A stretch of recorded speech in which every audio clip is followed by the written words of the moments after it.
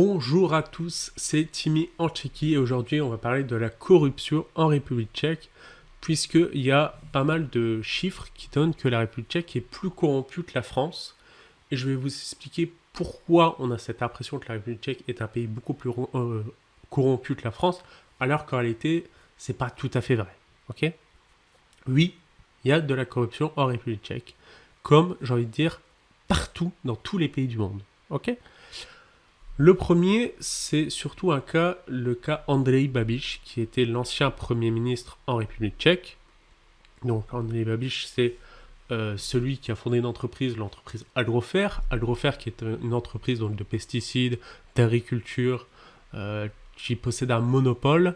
Si j'ai une idée en tête là, d'une autre entreprise qui est un peu similaire, c'est l'entreprise Lactalis de, je crois que c'est Samuel Besnier qui s'appelle, le milliardaire français. Hop, petite pause dans la vidéo pour vous dire d'aller voir le reportage de Cache Investigation. Justement, Élise Lucet en a parlé de l'entreprise d'Andrej Babiš et de son entreprise Agrofer. Je vous invite à regarder vraiment tout le reportage, il est super bien. Mais si vous n'avez pas genre 1h45 à passer devant le reportage, allez à 1h17 où c'est le moment où il parle de la République tchèque. Moi, je vous invite vraiment à tout regarder, mais si vous n'avez pas trop le temps, allez voir directement à 1h17. Je vous mets bien évidemment le lien dans la description. Allez, on reprend la vidéo. Donc, déjà, premier point, Andrej Babiš, non seulement d'être un milliardaire qui a fondé une entreprise Agrofer, c'est aussi un ancien Premier ministre, donc homme d'affaires politique, un homme politique. Quand on voit ces données-là, imaginez-vous si un Emmanuel Besnier devenait président ou Premier ministre en France. Imaginez-vous un peu le tollé que ça ferait.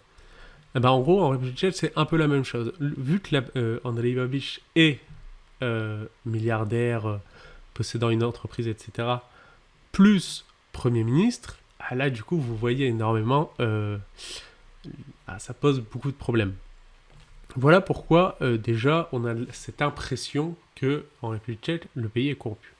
Cependant, il y a de la corruption, mais c'est surtout, et d'ailleurs un peu comme en France, c'est surtout de la corruption politique. Ok ? Il y a surtout de la corruption à ce niveau-là, parce que dans la vie de tous les jours, la République tchèque n'est pas un pays corrompu. Hein. Ne vous mettez pas en tête que si vous allez en République tchèque et que vous faites un excès de vitesse ou que vous roulez en ayant bu, sachant qu'en République tchèque le taux d'alcoolémie est égal à 0, de donner un billet à un flic. Parce que là, il va vous arriver quelque chose de très grave, le mec il va vous mettre un pied de bouche, il va vous sortir de la voiture, vous allez mettre le menottes et votre voiture va être saisie en fait. Donc faites attention à ça, de vous enlever ça de la tête, parce que le pays n'est pas un pays corrompu, c'est surtout de la corruption politique, avec des affaires politiques et souvent, et énormément comme en France finalement. Donc voilà, déjà premier point. Ensuite, deuxième point, par rapport à Andrej Babiš, il faut savoir qu'il est apprécié par une partie de la population. Andrej Babiš, c'est il est né donc à Bratislava, anciennement Tchécoslovaquie, et il a créé son entreprise et il est devenu milliardaire. Il y a un peu ce côté un peu Trump self-made, j'ai créé mon entreprise, j'ai réussi. En plus, il est marié, il y a des enfants. Un peu le genre idéal si vous préférez. Et vous avez du coup, qui est énormément apprécié. Il y a effectivement, il n'est plus Premier ministre, mais dans les récents sondages qui ont apparu, son parti est un parti assez haut, il y a 30%, et le deuxième est quand même assez bas.